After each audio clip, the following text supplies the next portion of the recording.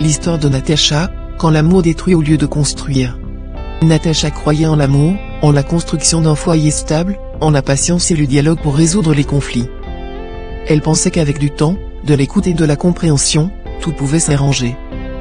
Mais dans sa relation, le déséquilibre était flagrant. Elle portait tout sur ses épaules. Plus elle tentait de parler, plus son compagnon semblait prendre plaisir à la faire souffrir.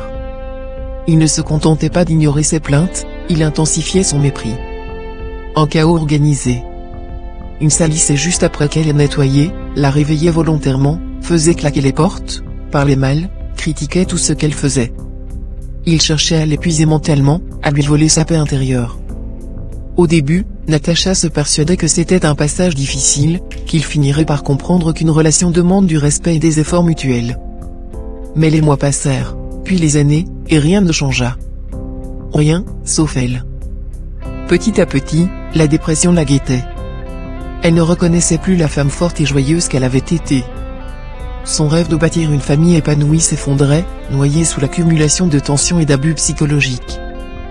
Puis un jour, une douleur étrange au niveau de son cœur la força à consulter un médecin. Après des examens, le verdict tomba, problème de tension. Des médicaments à vie, et une consigne claire, vous devez éviter le stress et la colère, sinon votre état va empirer. Les larmes montèrent. Elle se revit dans ce couple, où elle donnait tout et ne recevait que du mépris.